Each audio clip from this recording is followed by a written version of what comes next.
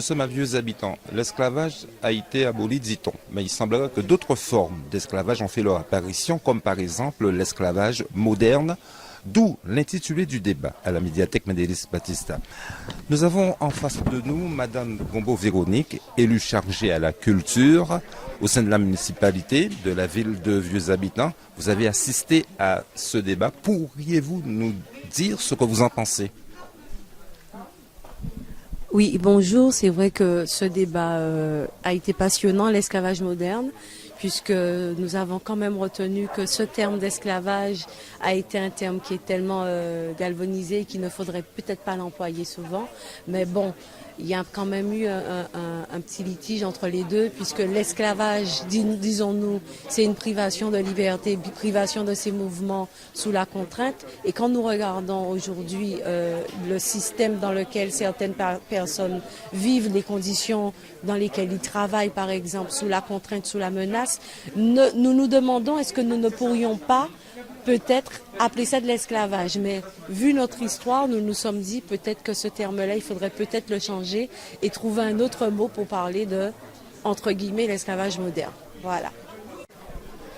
Monsieur Henson Desjans, vous êtes historien, vous avez animé ce débat intitulé l'esclavage moderne.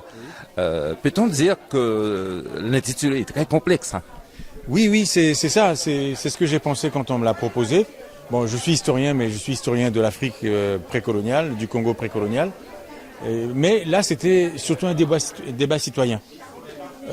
Parce que ce qui est intéressant sur la question de l'esclavage, c'est que les conséquences sont encore valables aujourd'hui.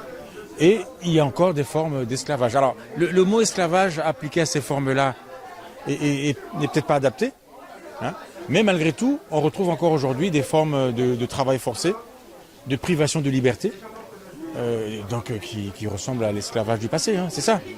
C'est-à-dire qu'on commémore l'abolition de l'esclavage, on se réjouit que cette abomination soit terminée, et on se rend compte que finalement, par-ci par-là, il y a encore des formes d'exploitation qui ressemblent à ça.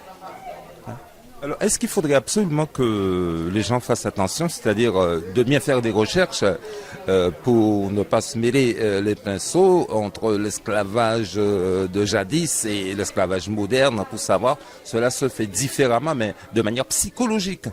Oui, il y a une dimension psychologique, mais disons que l'esclavage du passé qui a été aboli en 1848 pour la France, c'est l'esclavage colonial.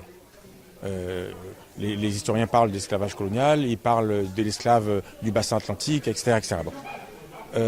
Mais l'esclavage existait avant. Il a existé partout sur la planète. On l'appelait esclavage. C'était des formes de dépendance. C'était des personnes qui avaient des statuts inférieurs, des droits inférieurs. Et c'est toute la difficulté parce que pour le même mot, on désigne des réalités historiques diverses, des réalités géographiques diverses. Mais aujourd'hui, incontestablement, on a des formes de travail forcé, de privation de liberté et de contrainte. Alors qui touchent en grande partie des femmes, dans le travail agricole, dans le travail domestique. Et puis quand il s'agit d'hommes, il s'agit aussi de travail agricole ou de travail dans le bâtiment. Donc c'est une réalité et on peut trouver partout, même ici en Guadeloupe.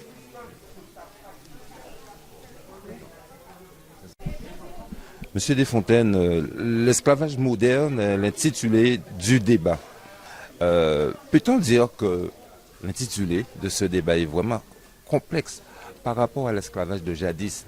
Dire à quelqu'un aujourd'hui l'esclavage moderne, y a-t-il des arguments précis pour vraiment développer cela? Oui, le thème pose problème. Mais M. Nsondé, quand même, a bien abordé le sujet, puisque lui-même il l'a dit au début. En tout cas, nous, afro-descendants et fils d'Africains réduits en esclavage, nous devons faire très attention lorsqu'on emploie ce mot-là, pour ne pas galvauder ce mot, comme on a dit, et pour que ce mot-là garde toute son intensité par rapport à ce que nos ancêtres ont vécu ici. Et si, bien évidemment, actuellement, dans les temps modernes, comme nous disons, il y a de l'exploitation qui est fait un peu partout sur la terre.